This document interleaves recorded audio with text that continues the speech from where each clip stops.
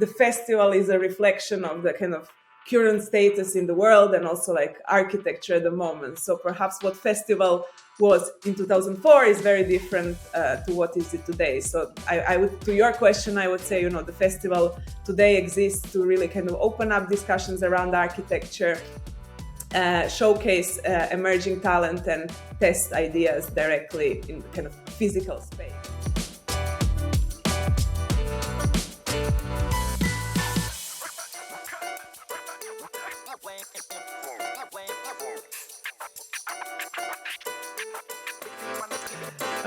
Rosa, thank you very much for being with us on this episode. I think it's going to be a really interesting topics and conversation we're going to cover today. And to start, if you want to just introduce yourself, this is a quick short introduction, that'll be perfect. Yeah, absolutely. First of all, thank you so much for inviting me. Looking forward to our conversation. For the ones that don't know me and are listening in, my name is ROSA ROGINA. I'm an architect currently working as director at the London Festival of Architecture. And in parallel to that, I also teach at MA course at the University of East London. That's perfect. So in terms of just to start a bit of your background, so where did you study architecture? I have studied architecture, originally my bachelor degree back home. Home for me is Croatia. And then I came to London to finish off my studies after working 2 years in practice, and then continued education at the Royal College of Art and later at Goldsmiths University of London as well. Okay. And how was your journey as a student? Was it like everything smoothly? Was there any up and downs or? Well, it's an interesting one. I mean, I think I was always very nerdy, so I think I didn't have problems as such in terms of kind of passing my exams or anything like that. I guess where it was really interesting for me was almost like this journey of discovery of who I want to be within the profession. So I think I was lucky and privileged enough, to come from a background where, kind of university education was a must almost, or I never thought of any other option. And I think with my father being an architect as well, I was always leaning towards more kind of artistic disciplines, and architecture being in the intersection of more kind of scientific or engineering, if you wish, and art was really appealing for me. So that kind of the first step came naturally. But then I think throughout studies, I really started to think, is it only about building buildings, or, you can kind of use tools and knowledge of architecture in a kind of a much broader field. And I think the moment where I kind of departed from my bachelor degree, which was very, maybe more kind of traditional and conventional in a sense of giving you really good basis of, knowing how buildings stand and operate and how you design them. And then kind of spending 2 years in the Netherlands, working from anything from kind of competitions to kind of executing projects, but also to kind of exhibitions, publications, and all sorts of other things. I think that was the moment where my eyes became open and I was like, oh, this is really interesting. I can do much more. And I think then, my curiosity just continued when I came to London. Did everything started from like you, as your dad being the architect, and incentivate you to become an architect as well? Or it was just like your personal choices and like perhaps some sketches that you were doing when you were young, and then, perhaps I might have some skills in drawing. And I think it was engineered in my mind, like not intentionally, because I think my parents were the first ones saying, why do you want to study architecture? Because they both seen my father having quite not difficult time, but demanding time, both as a student, as a young professional, and still nowadays. And they didn't understand, why would I do that? But kind of now looking back and, going all the way back to maybe, books that I read as a child, or, things that we would do over weekends, it was all leaning towards kind of arts and culture in some way. And I think then just, having an architect in your family, then I don't think I had to think too much of where I want to go. Okay. And so I assume you qualify as an architect in Croatia, correct? Well, I am not a qualified architect. Oh, okay.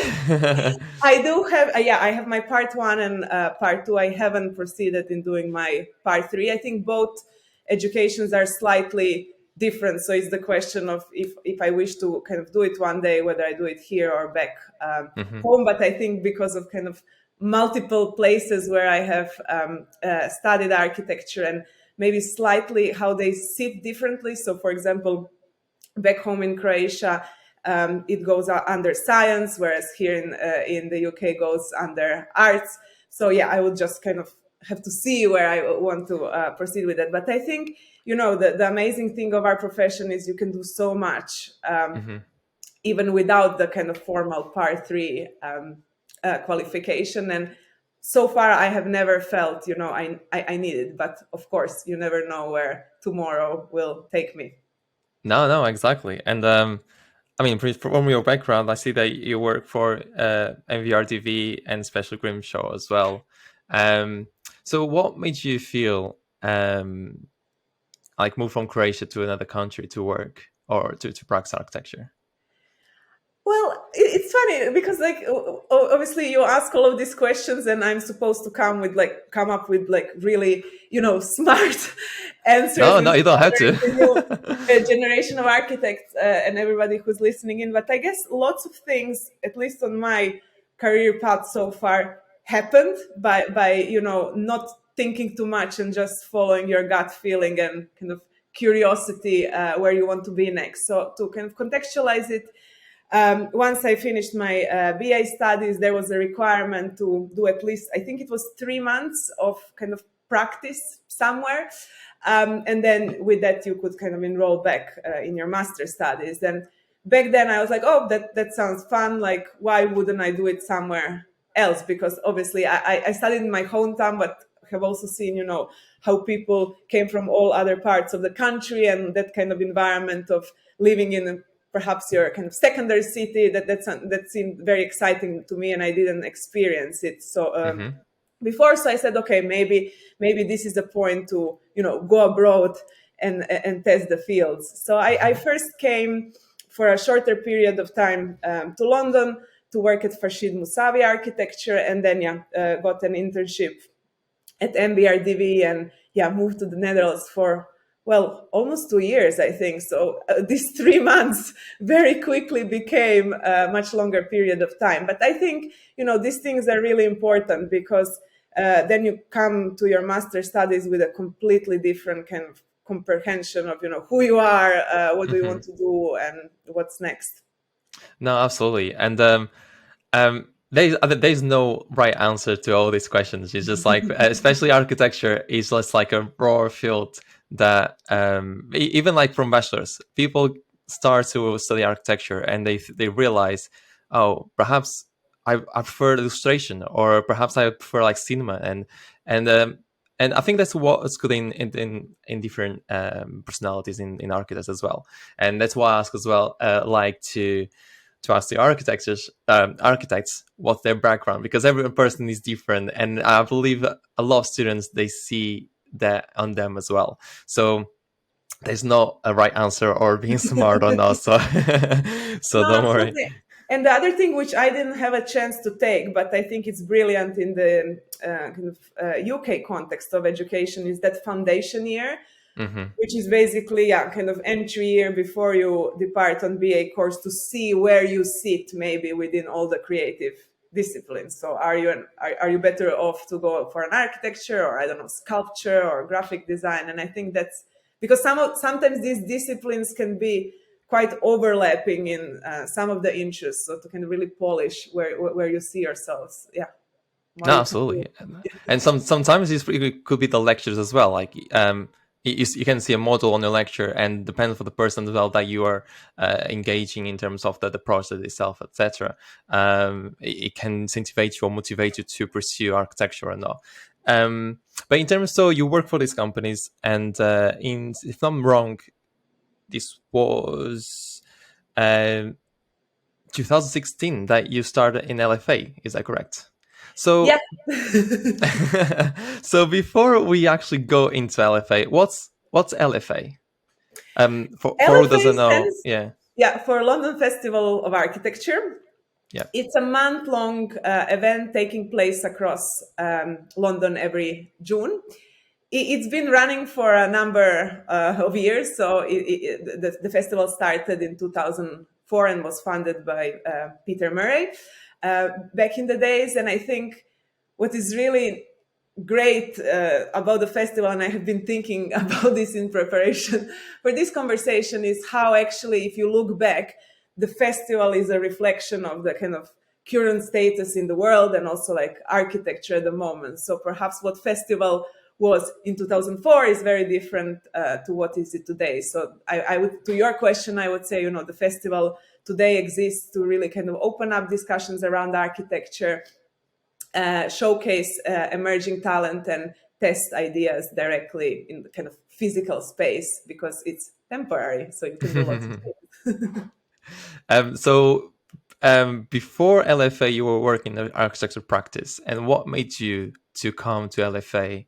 Uh, That's a really interesting question. I think kind of going back even before coming to London, when I was in the Netherlands, I think what was really eye-opening for me from stepping from kind of first part of my education into practice was that idea that, you know, architecture goes beyond brick and mortar, and you don't mhm. necessarily, with skills we have to build buildings. You can do kind of plethora of other things. And while in Holland, I really enjoyed their approach of really being kind of research curious, lots of kind of speculative projects, lots of kind of investigative work.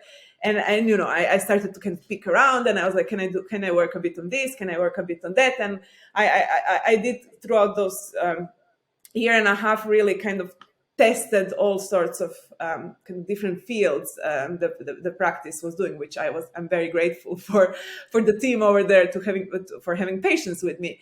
And then I think when I came to London, especially at the Royal College of Art, which kind of understands that, you know, you kind of, with your BA, you have your kind of, let's say, foundations of architecture, and then this is really about kind of pushing, you know, the discipline further, and through kind of speculation or kind of hands-on work, kind of really exploring broader kind of matters of concern. And I really enjoyed. I was taught by public works there, and the topic was architecture and activism. And we were really looking from day one, you know, how even as a student you can embed yourselves in a kind of existing live community and really, from relatively small scale, do a big impact. And kind of combination of that and like all the kind of maybe more investigative work I did back in my kind of work in between both educations really kind of made me curious for, you know,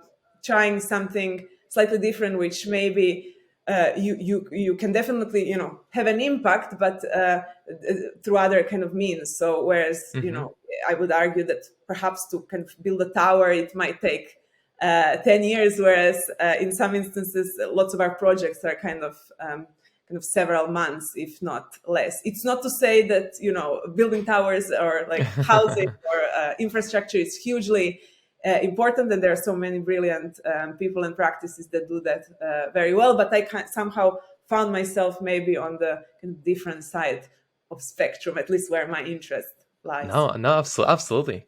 And I'm not sure if you know this question, but is LFA or if another different name is just in London, or there is in other countries as well?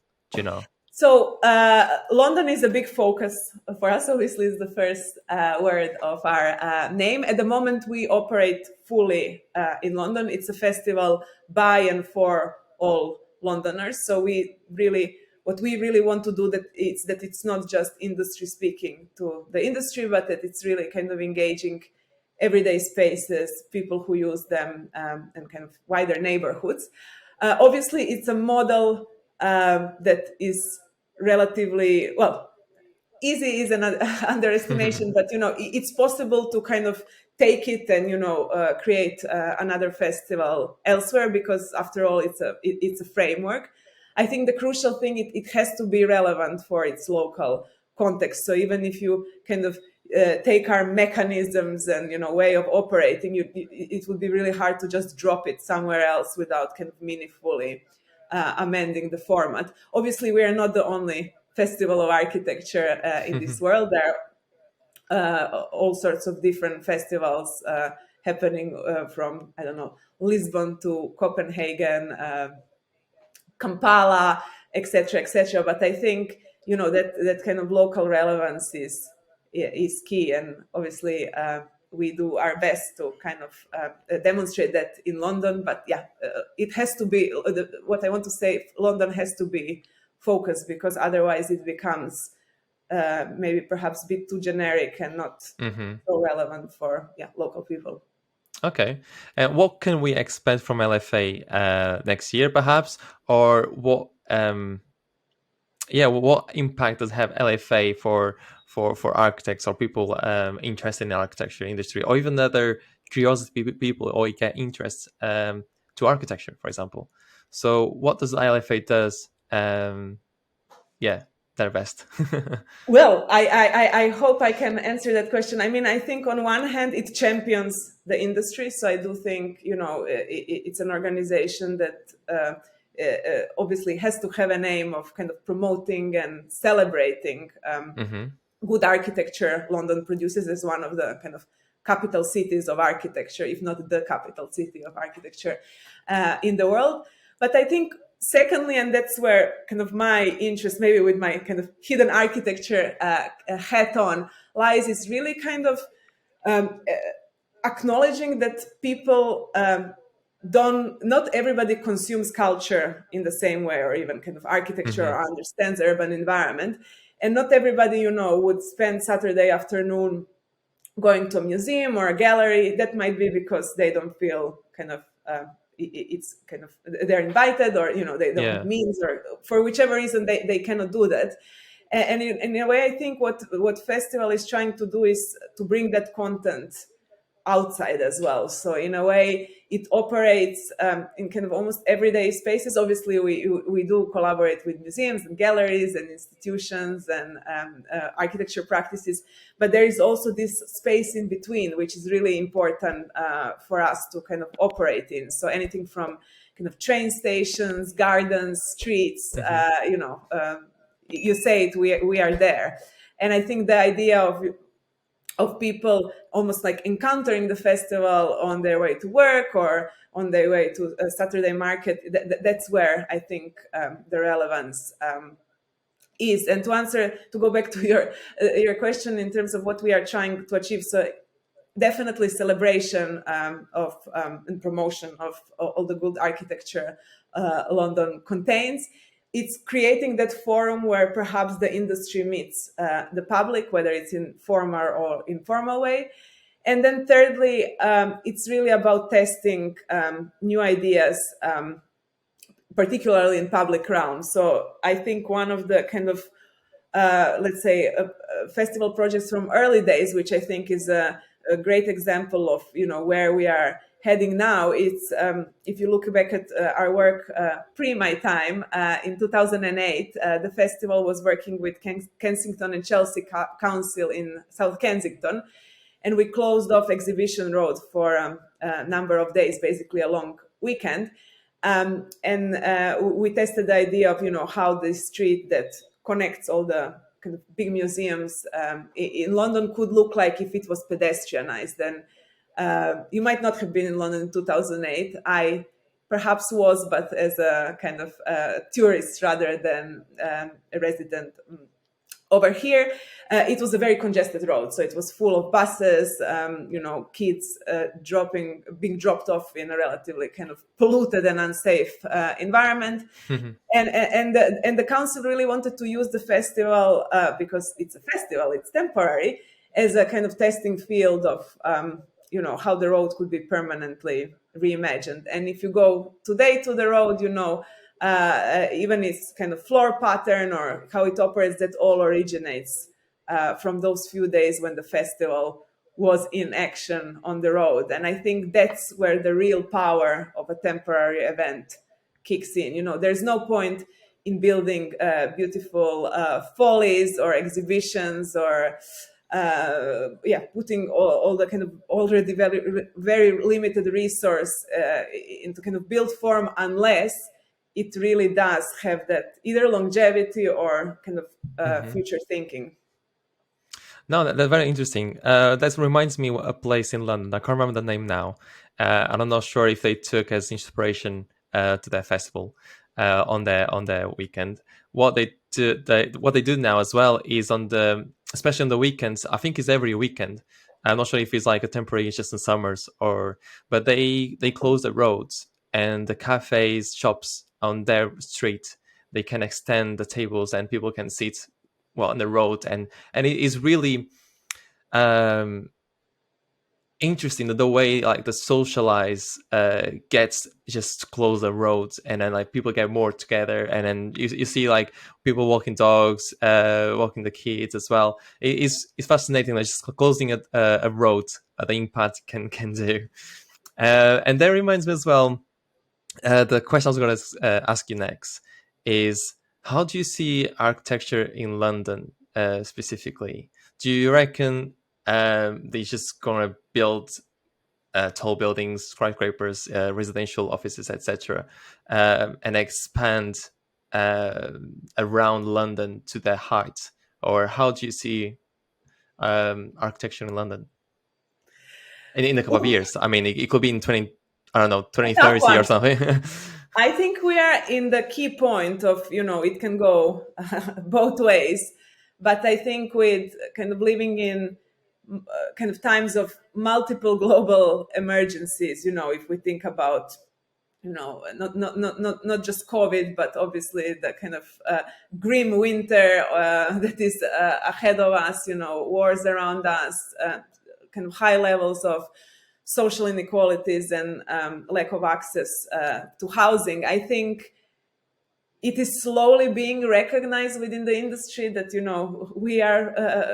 we should be taking some of that responsibility, and Hmm. and kind of shifting the way how we not just build new buildings but also repurpose old ones. So obviously with kind of thinking about retrofit and other means, and also with fundamentally changing how people use the city. We have seen, we haven't returned fully to pre-pandemic times of how we kind of, let's say, shift in between our free time and our work time. So I think, we're all aware of these things, and I think the industry is kind of going in the right direction. Perhaps that pace is still too slow, and we really need to kind of decarbonize,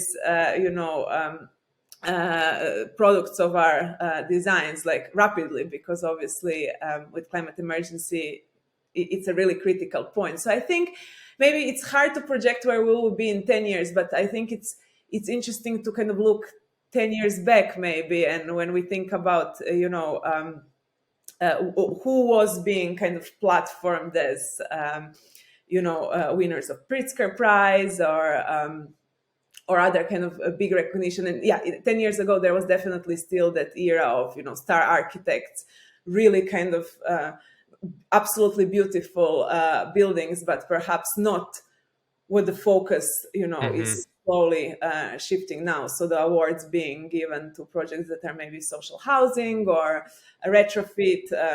Also within the industry, you see lots of kind of collectives. You see kind of that emerging force of younger architecture, somehow pushing maybe the kind of older colleagues in a direction of, yeah, we have to be quick and we have to do it now. Absolutely. And going back a little bit to LFA, what goals as a director do you visualize to LFA? What do you want to mostly reach in terms of goals, or make an impact? I think It's a big question. it's a big question. And, I spent my whole summer writing a 3-year plan and strategy, which I won't be able to share now Okay. in much detail. But I think, I really think it would be really not helpful if I came into this role, which I did a year ago, and suddenly want to kind of change Hmm. absolutely everything we do. I do think things that we do well. We do need to recognize, that we are a small organization, and that we cannot just be kind of multiplying work as it comes. But I think it's really kind of two things. One is sharpening the focus, and then it's the second one is almost opposite of that, which is really kind of empowering the network. So big part of our work in recent years has been kind of really giving means to other people to organize festival activity. And we work here around not just with architects, but also with different community groups, individuals, people who might, never otherwise organize an architectural event, to kind of to help them stage one. And I always go back with my story of coming across the festival when I was a student, and as part of my final thesis project, our tutors were pushing us to do an event as part of the festival. Back then, I didn't really understand, what was the point of that. But I think, kind of now reflecting, I think that was like a crucial part of my academic work, and I would never be able to do so if the festival didn't have that open access and support, to somebody who is a student, not originally from London, to stage an event as part of their kind of annual program. So I think, just continuing in the direction we are going, obviously quality over quantity. So it's not really anymore about kind of, making an extraordinarily bigger program, but it's making sure it's as I said before, relevant and on the spot of what we are trying to achieve each year, which is always hopefully reflective of the condition we are in London. Okay. And a bit more, perhaps it could be more professional or personal topic or question. You are director of LFA, lecturer at UEL. So what's going to come next? What do you want to do, I don't know, to fulfill this career as an architect, or perhaps not as an architect? So perhaps it could be like, how do you see yourself in 10 years, or what's your goals that you want to reach as a professional, perhaps? You won't be happy with my answer. No, I'm just kidding. I think, if 10 years ago, what was 10 years ago? It was 2012. I was in the Netherlands. If you asked me back then, I would have never guessed where I am today. I probably wouldn't even guess a city, and not to say, my role and where I work. So in a way, but I think planning is really difficult, and I feel like whatever I plan, it doesn't really happen, and like my biggest successes come of something that is fully unplanned and kind of comes as a curve. I think, I didn't like this last 10 years jump from where I was to where I am very randomly. It was, now when you like look all the steps in between, it kind of totally all makes sense. But I think it's almost like it's step by step, and then the result is where it all takes you. I think the other thing is, like, we really don't know where the industry will be in 10 years. So I think I would love that my job, whatever it is relevant to the context we are in 10 years. So I mean, sorry, this is not fully answering your question, but no, it's okay. I'm quite happy where I am. I think some combination of practice as academia is something that really fulfills me. But where exactly within which organization? Will I still be here? Will I be somewhere else in the world? I'm afraid I don't know. No, absolutely. It's completely understandable. And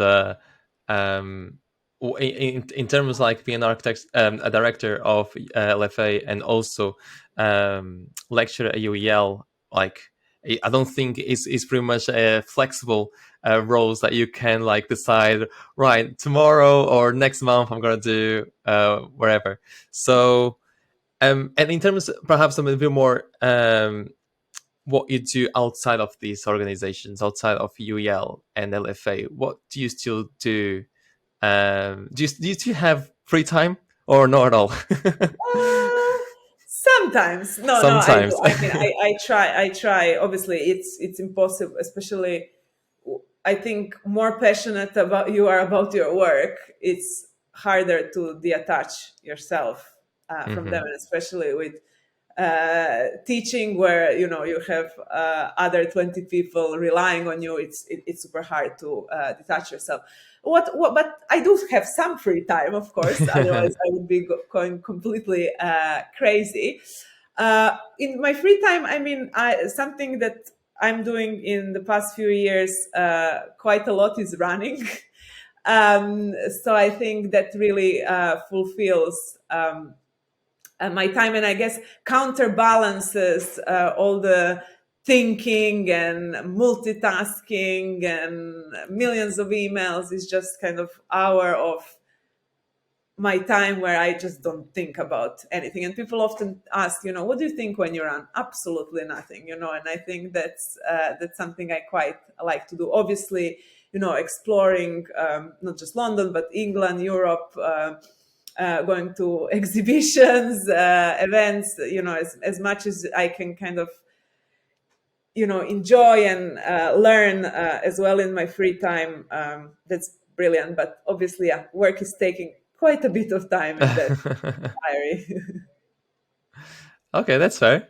Um, so perhaps looking a little bit back in terms of architecture, and this could be generic as a global view, or perhaps it's an England view, um, and as well because you do during the journal during the summer these events as an LFA, inviting different companies, architecture, and events and workshops, and especially now the topic is quite relevant in terms of the climate change. Um, what do you see? Perhaps not as in a massive scale of what each of us should do to climate change or to help the climate change, but how can we perhaps help? Not just recycling. I don't think that will make a big impact, or a lot of people will do it. But what's your point of view in terms of the climate change at the moment, together with architecture itself? I think we need to act on all scales, right? Mm-hmm. So as much as yeah, a kind of with just kind of recycling plastic, you won't solve the whole problem. But I think lots of little pieces together kind of do start to alter the bigger picture. I think in my view, architecture has always been a backdrop to people's everyday lives. Obviously, we construct buildings, and there is much there. We should be thinking about carbon footprint and thinking about innovative materials and other ways that we can kind of minimize the impact to the natural environment. But also because we design those almost like containers of activity, if you wish, we also inevitably have impact on people's behavior. So it's also thinking about how, obviously, through lifespan of those buildings, we can also, again, minimize impact, but also perhaps encourage, let's say, better maybe connection with nature, and tackling the climate crisis, perhaps not just thinking about the kind of materiality of what we construct, but also kind of longevity and what happens within. And I think that goes, that has to be mixed for not just architects, but everybody thinking about what can we do professionally, but also being very aware on a more personal level of how we live. Because kind of going back to that idea of a network, which I'm thinking quite a lot with my festival hat on, if every Mm-hmm. little part did their homework, I'm not saying we would be able to resolve it fully, because obviously there are so many kind of multinational, companies and industries and other things that perhaps we cannot impact directly. But I think we would be in a better position than perhaps we are now. Absolutely. Yeah, sometimes I wonder, like, uh, uh, well, because as you know, like architecture, or perhaps the construction industry is one of the biggest impacts it has on the climate change, especially like demolition stuff. Um, so yeah, sometimes I just think if in some parts of the time scale of architecture, or when we were starting building, if we done something wrong, because for example it has the industrialization periods, etc., and then the glass and steel came out, etc.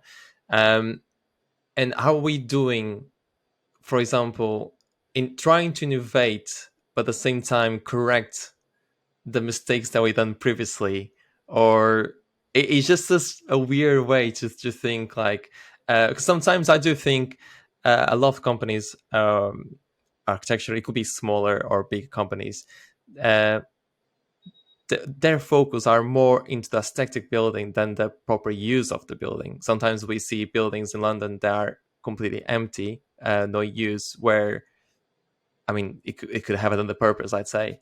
um, so yeah, do you have any opinion on this? Like it's just it's just I have too many uh, opinions, but I think it's few things. I think, also we cannot expect architects to kind of take everything on their responsibility. I do think, there is also there are also fundamental issues with policy and, Mhm. regulations, because if you suddenly, specify, what's the kind of, I don't know, maximum carbon footprint per square meter, or like other ways of kind of pushing people to kind of make their designs more sustainable. I think that would definitely help. I think the other thing is, which I think we are starting to do, but is still not there yet. It's just like, really interrogating every single building. Do we really, need this? And if we need this, is there any other building which is maybe not used, or, could be improved, that we can kind of retrofit or occupy in some way, and use it. It's too much about, demolishing and re-erecting again. And I think, with practices such as Lacaton and Vassal, who have been recognized with the Pritzker Prize, we are, or kind of others, we are kind of going there, and we are slowly recognizing that as a kind of, same, if not more important, kind of way of practicing. But I think, again, it should be done on all the levels. The policy should be limiting, architects should be pushed, to really be innovative, and then kind of, again, going back to education as well. That's the new cohort of future architects. We need to kind of inject kind of more boldly those ideas, knowledge, and thinking, Mhm. um, in that on that level as well. So yeah, it's a really complex question, really complex answer, but I think the issue is complex, and I think it cannot be addressed with just kind of simple solution. No, absolutely. That reminds me that one of conversations that we had with Mariana in terms of like the metaverse, it came to the topic that in a couple of years, like, I mean, a couple of years, but it could be like in 100 to 200 years, um, that we might not be called as an architects. The way that the architecture is evolving, though perhaps the technology as well. What I've seen quite often now, especially on LinkedIn, is perhaps that are like creators or 3D artists, designers. They share a lot now about the AI illustrations or pictures of the architecture, and that makes you wonder, like, perhaps it might be a nice tool to use for inspiration, maybe, but you can literally type in a set of words that what you want to see on the picture, and an artificial intelligence, let's say the computer, will project what you need and what you want on a single image, and there is no that kind of thinking that architects do in terms of analyzing the site, where is the sun position, how is the context of the user, etc., etc., and then perhaps you build a design within those contexts. So um, uh, yeah, I think sometimes we go too far with technology, where we try to invent or go far as we can, and then there's those cons that we didn't see or didn't expect. And then there is another problem that we need to resolve. But yeah, so how do you see in terms of the artificial intelligence in architecture that is or it might not be a good idea in this industry? I think it all depends, how it's used. Mm. And obviously, I mean, without any doubt, our kind of scope as professionals will always shift and change. So if you kind of go back to Renaissance and think about, how it was not just about architecture, but it was about master building, and now we are maybe designing, but not kind of like maybe necessarily always crafting and building ourselves, etc.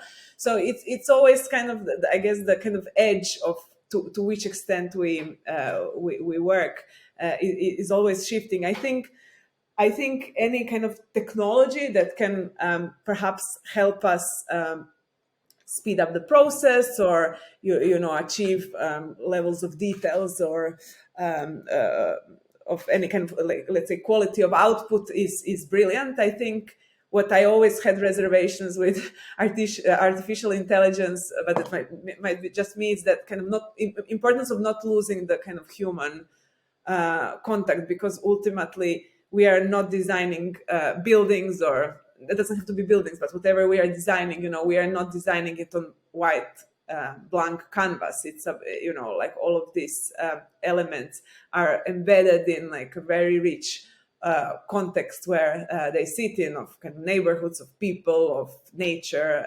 etc. So it's just, if we can use artificial intelligence to still kind of model and think, but in kind of collaboration with what's around, yes, absolutely. If that alienates us from the reality, then I'm maybe a little bit more concerned. No, that's completely fair. It's just I think we just have to wait and see what time has to say or has to come. And yeah, as you said, it's like just use the trying to choose the tools in the right way, speed the process, or speed the process of the architectural design itself.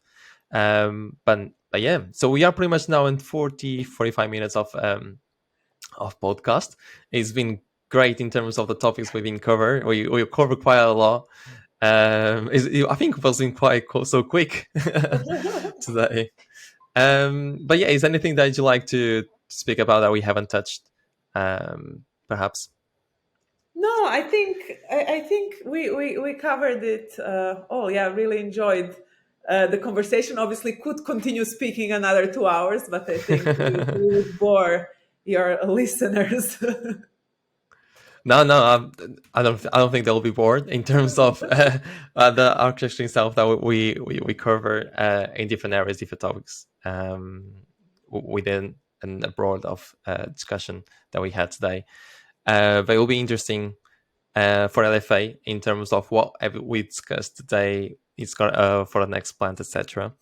Perhaps in next year we'll do another episode and comparing what we have said today that will be done, or pretty much what we'll be expecting, and then yeah, just to see a comparison and what's the progression in terms of what you have done, in terms, as you said, maybe next year you'll be doing something else, but not LFA or not architecture. So looking forward for that.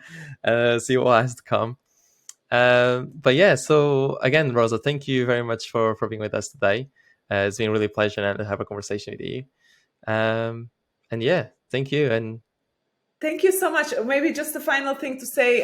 In the next few weeks, we will be launching our festival theme for 2023.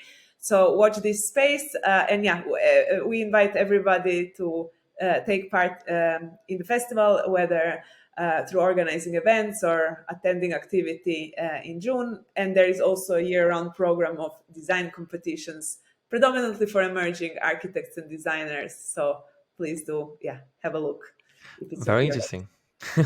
And what I'll put all the links on the YouTube description or Instagram, wherever it will be the advertising of the video, the podcast.